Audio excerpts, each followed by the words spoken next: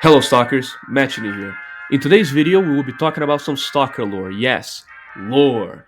Specifically concerning the world that Stalker takes place in, and particularly about its alternate history elements that I believe most people seem to either ignore or be ignorant of, and how, in my opinion, I believe that this is what leads to a lot of erroneous decisions when trying to portray the series and its universe, and also how I personally believe it's kind of a bit of a disservice to the aesthetics of Stalker and its world and its really unique technology and designs, being sort of a mixture of advanced technology and old Soviet surplus.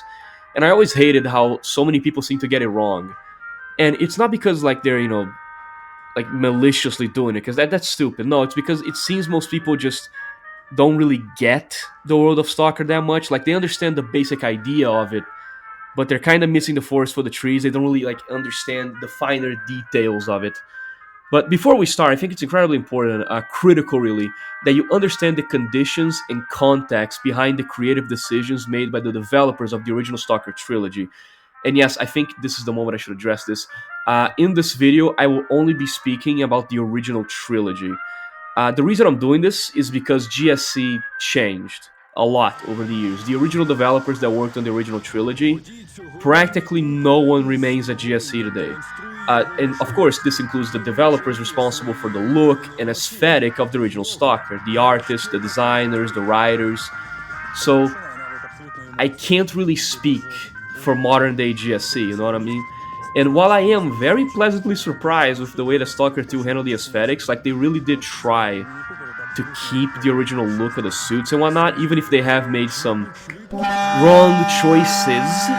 But I am surprised that they did manage to keep most things very faithful.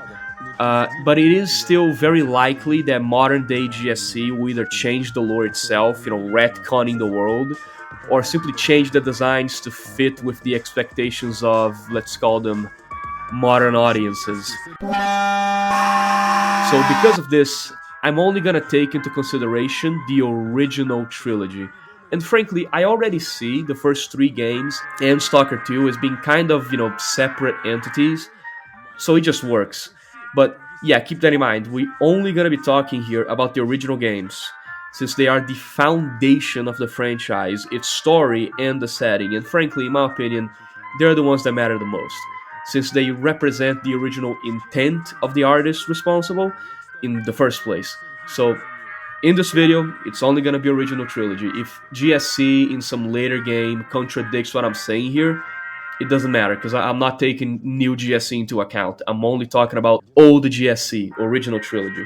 Now, with that out of the way, let's begin.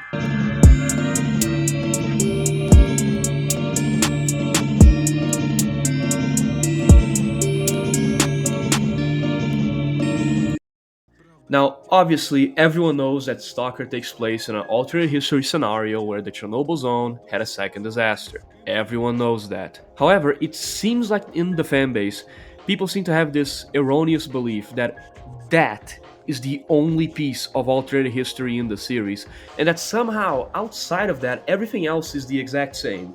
They kind of have this selective view of Stalker's alternate history, that it simply starts and ends at the second disaster, and that everything else is just one-to-one with our real world.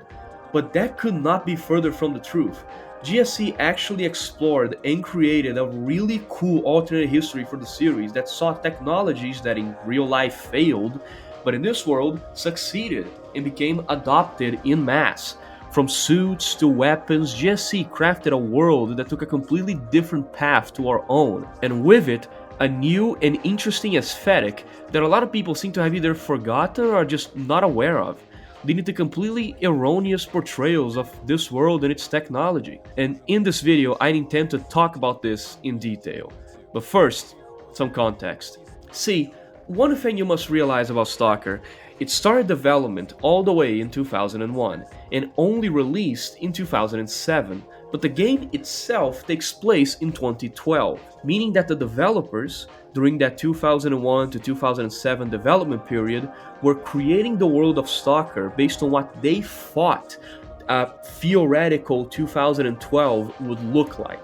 Meaning that the suits, the weapons, the technology, they're all made by people within that 2001-2007 time slot, looking out into the world and trying to predict where military technology would go. So if we are to understand what's going on in the minds of the developers at GSC, all we need to do is look at the prototypes, the failed space-age guns and revolutionary armor that never caught on at the time, but seemed like it was going to be the future. Around 1998, near the end of the 20th century, the military-industrial complex. We're Americans! Fuck ISIS! Fuck terrorists! Fuck turbans! Fuck everybody! I hate all you motherfuckers! We're fucking Americans! That means nobody's fucking stops us! We want our dick sucked, we get our dick sucked! That's what an American does! Ask the fucking pilgrim! Fuck 9/11! Fuck 9/11! It'll never happen again! We're America! You don't ever have to be afraid again! Fuck Obama! Fuck them all! We're Americans, you son of a bitch! Grab your guns! Go shoot somebody! Started looking for brand new ways to advance personal protection technology while also increasing the load capacity of soldiers, allowing them to carry better, deadlier weapons, more ammo and equipment, and overall make them into better, faster, deadlier infantry. For this purpose, there was one dream, the apple in the eye of multiple different defense companies, the idea of a functional, mobile, powerful exoskeleton. But that was not the only goal being pursued. There was also an idea of giving soldiers a sort of connected battlefield intelligence by doing things like linking them together with a network with things like GPS, for example, so you could see exactly where other friendlies were at all times, and in theory be able to organize, maneuver, and share intel on battlefield conditions between each other in real time, with all that info being fed to the infantryman via sort of HUD-like display in their helmets. You had many programs around this time investigating and testing the possibility of outfitting infantry with what at the time the media often called Iron Man suits. The US had the Land Warrior program, the UK had the proposed Infantry 2000 program, and I have heard of prototypes made in Russia by a Russian design bureau, which I won't even try to pronounce, but I never actually found much evidence to that. Apparently there is information regarding this in like military magazines released in Russia around that time, but obviously I don't have access to that, so take it with a grain of salt. But what I'm trying to get at is that when making and designing the suits of Stalker, imagining what this technology will look like by 2012, this is most likely the source of inspiration for GSC. And I'm not just saying this out of my ass here, like I just have a hunch about it. No, we have some early concept art for Stalker Oblivion Lost, later Shadow of Chernobyl, and the original Stalker Oblivion Lost design document, where these ideas of advanced suits and technology are directly shown to us multiple times. Like, this is the headspace they were operating under. That they were gonna make this game set in the faraway future of 2012, where all these advanced military technologies would clash with the anomalous nature of the zone. As you can see, Stalker was originally supposed to have incredibly advanced technology. I mean, they had fucking hovercrafts and drones and everything. But this vision of a much more advanced 2012 was not limited only to suits, but to the weapons you carry as well. The guns of the original Stalker follow the exact same philosophy of the suits.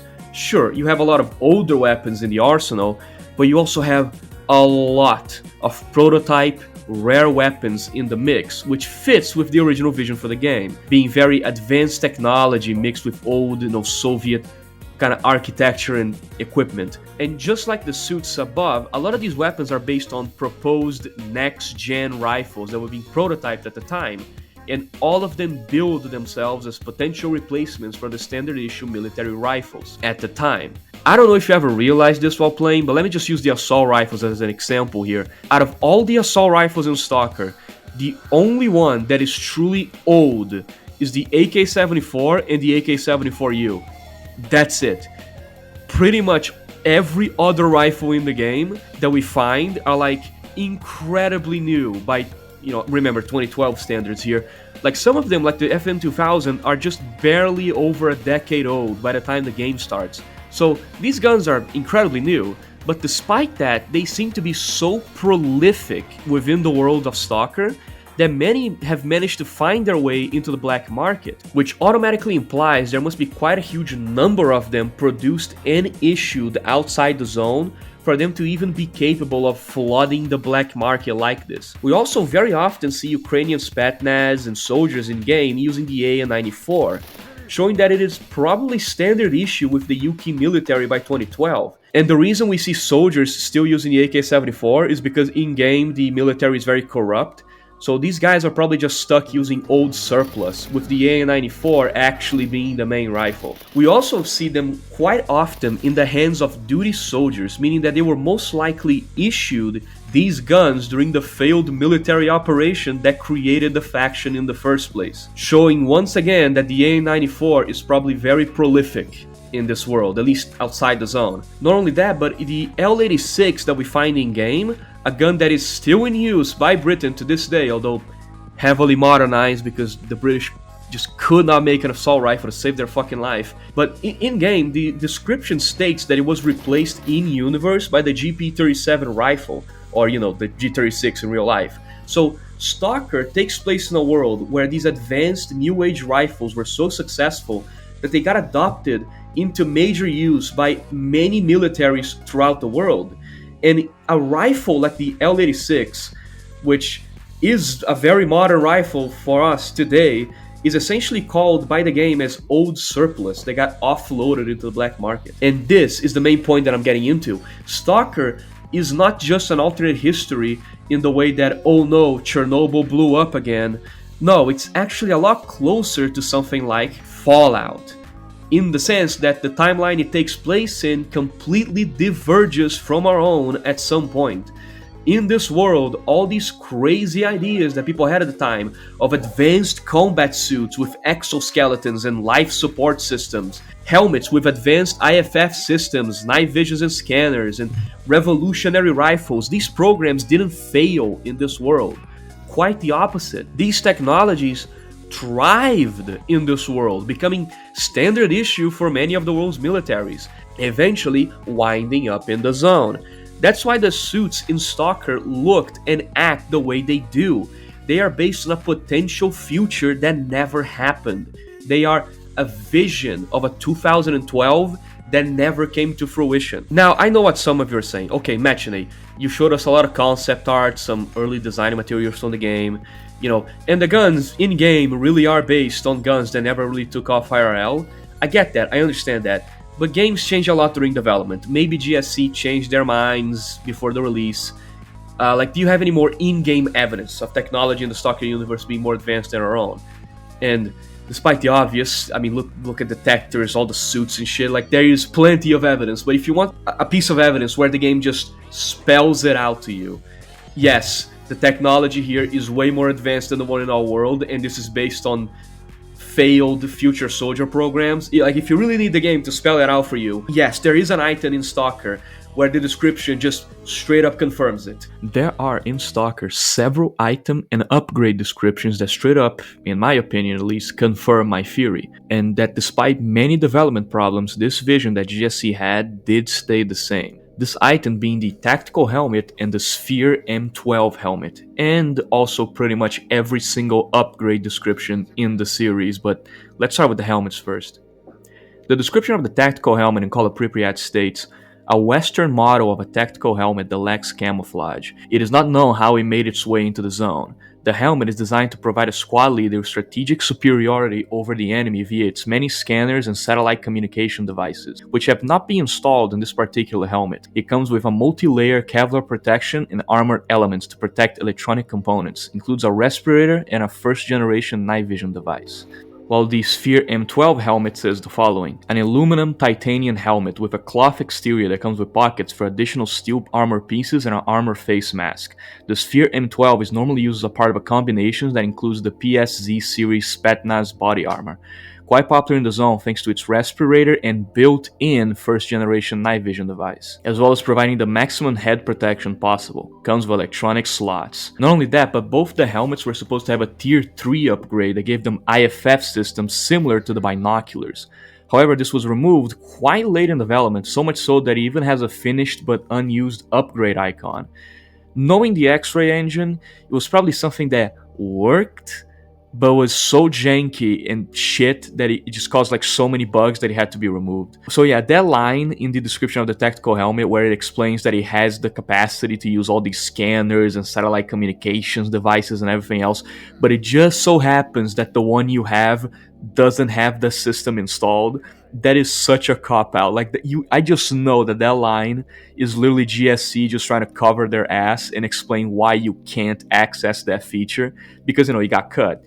So, yeah, this helmet here, it has all of those things. It's just, just so happens that this specific one doesn't have it installed. Like, that is so, that is such an obvious patching up of a cut feature that I love it. But we can assume that despite this feature being cut for the player, it is most likely something that the other people in this universe, the NPCs and characters, they are able to use it. It's just that you, coincidentally, every single tactical helmet that you find doesn't have it installed. Again, I love that. I love that excuse. So right here, it straight up says that this simple helmet worn by hundreds of soldiers and Spetsnaz operatives in the zone possess the exact same advanced capabilities that we saw in many of the proposed and failed helmets created in many of these real-life future soldier programs we already spoken about. So yeah, it is sad that the upgrade got cut. They couldn't make it work because it sounds like a really cool fucking upgrade that you could basically see people highlighted as if you're using the binoculars. But again, it was X-ray engine. It probably fucked up a lot of things. It was janky, so they had to cut it out. Well, it's not the first time GSC failed to make something work. And now that I think about it, just a thought that showed up in my brain, because I've been thinking about that upgrade, with the tactical helmet using IFF and satellite systems. This idea has been cooking up in my brain. This is completely ad-libbed, by the way. This idea literally hit me as I'm editing the video. So this is getting edited in later. It just hit me out of a sudden. This thing, this type of technology, it could actually perfectly explain something in the series that a lot of fans just brush off as being, quote-unquote, a gameplay feature. The minimap. The minimap at first glance might just look like a random gameplay feature with no in-universe explanation, but in reality, if we keep in mind that this is a world where these advanced scanners and satellite communications devices exist, the minimap actually makes perfect sense for you to have this in Stalker. It could very well be like a feature that's built into your PDA that allows you to track other PDA signals and mark them appropriately using an IFF system.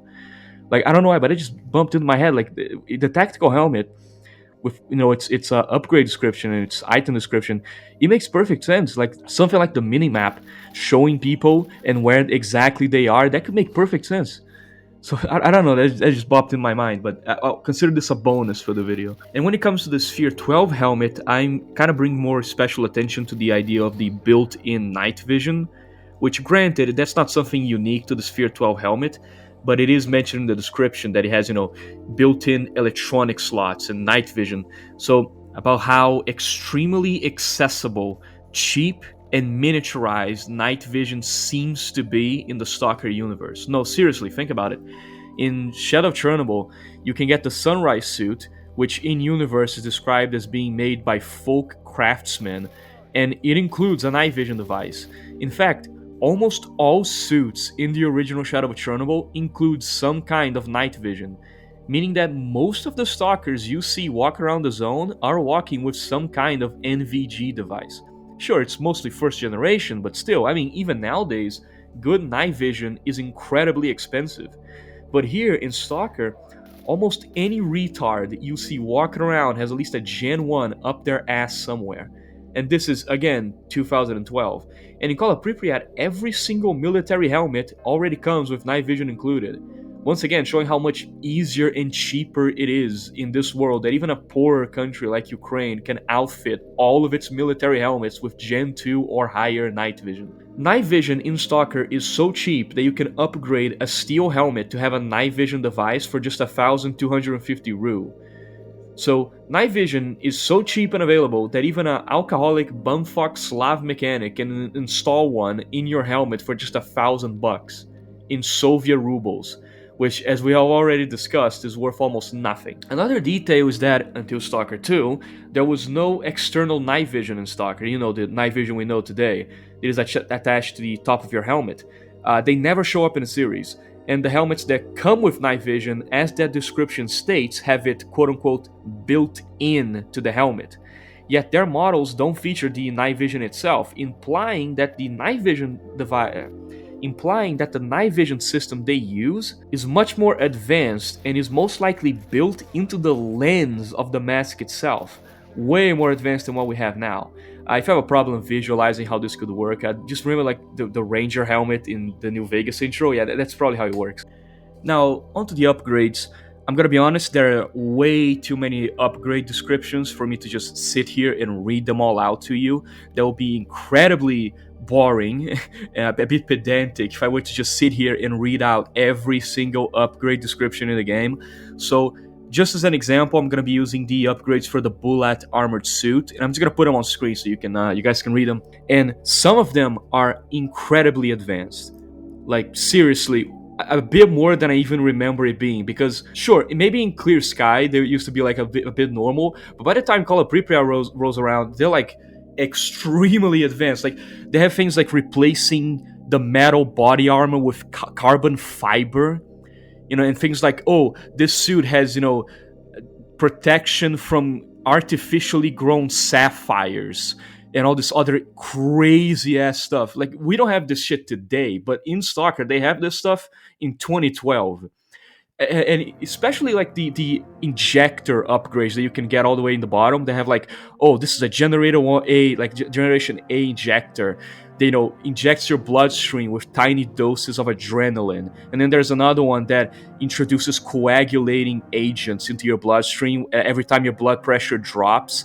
And there's another one that puts in like some weird mystery meat mix of contents into the bloodstream that straight up increases your body's tissue regeneration.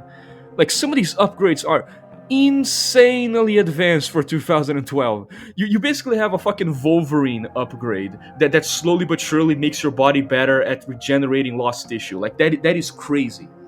And this is kind of the point that I'm really making with this whole video, is that Stalker has this really fucking unique, cool sort of aesthetic and technology, but for some reason it seems like all of this stuff was either just like forgotten about by people, because I see a lot of like how the fandom, the fans and everything, how they portray the world of Stalker, and it seems like no one ever portrays this element. Like, it's just something that everyone, despite it being in the game as upgrades that you can buy, for some reason it's like everyone has just forgotten about this. It's like they think that Stalker is only the hobo phase, and they forgot that no, it's a phase. Eventually you leave that phase and you get access to really advanced shit. And it's something that like the Eastern, sort of like Russian, Ukrainian part of the fan base, they seem to understand that, because the mods they make, they lean into this crazy shit. Like, they lean into this stuff. Like, you have OGSR with the auto dock system. You have all these mods that they explore this part of the lore. But in the Western side, it's like we just forgot that this exists. Like, somehow we just flew over our heads somehow, even though it's so blatant.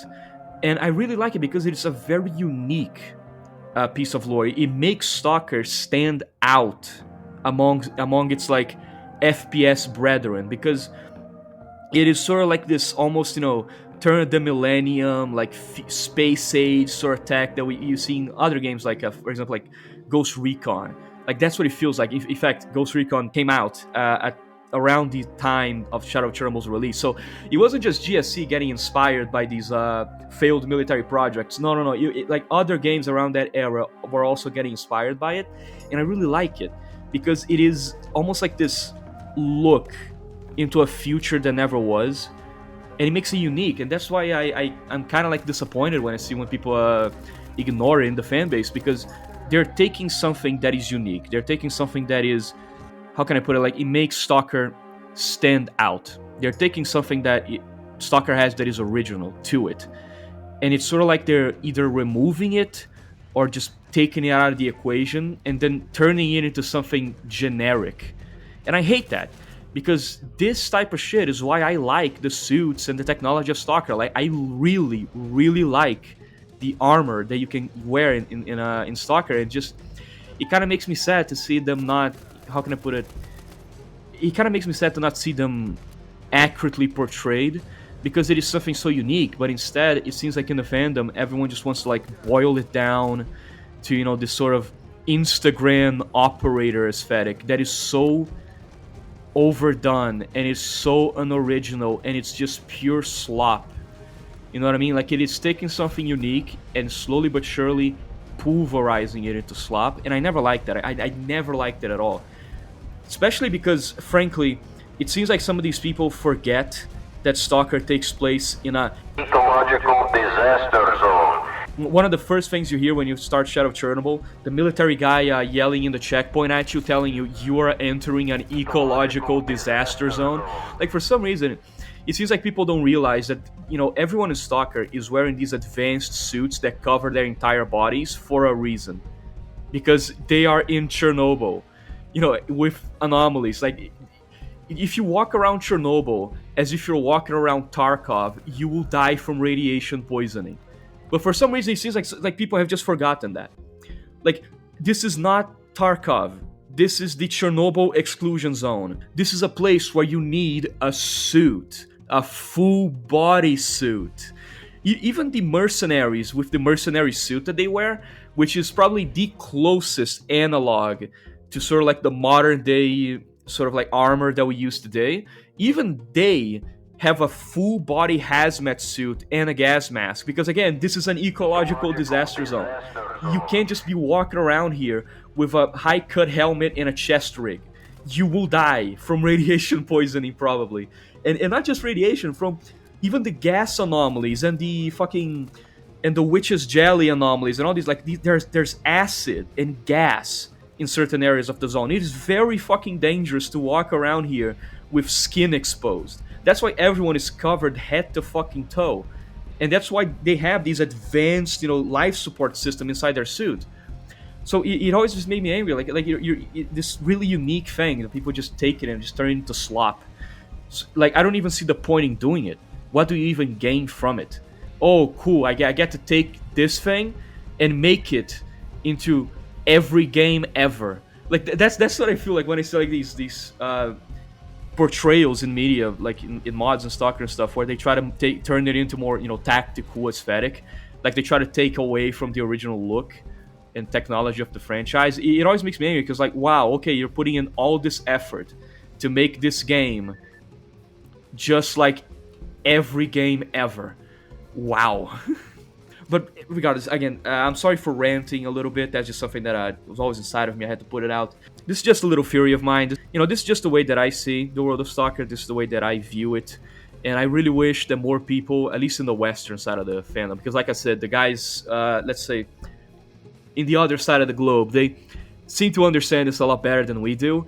It's just that in the West, it seems like for some reason people have this amnesia when it comes to this side of the lore, and I never liked it. So maybe this video isn't really much of a fury, just me trying to bring attention to this, because it is something very cool, it is something very unique about the world of Stalker, and we're not capitalizing on it. Like, we're chasing something here that, in my opinion, isn't worth it, because the original aesthetic, the original look of this franchise, it is infinitely superior. This was a bit of a shorter video. I will be making I will be making more videos like this soon, because I really like to make these sort of smaller little videos where I can present some of the things that I like and sort of, you know, talk about how I feel.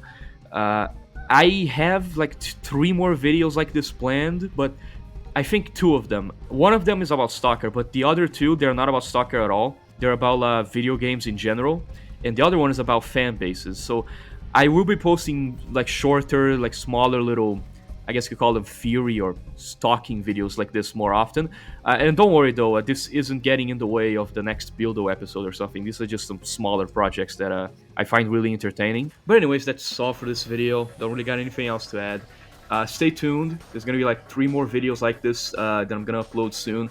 Some of them might be a bit controversial, especially the last one. I am very worried about that last one because I'm about to well, I like, how can I put it? It's not. I don't like drama. I really don't. But it's like I'm gonna be sort of looking back on a certain era of the internet and a certain era of YouTube, where I believe that a lot of creators ended up creating a very creators created. Yeah, shut up.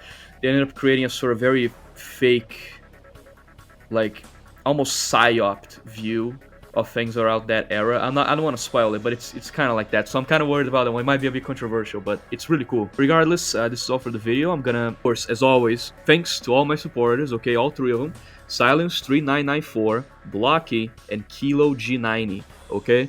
These guys have been supporting me for a long time. It's almost been like, what, 6 months, some of them. Again, this is a massive help, and I want to thank them all for their continued support of this channel. It always helps, any little bit. So that's all for today, and see you all guys in the next one. Chenny out.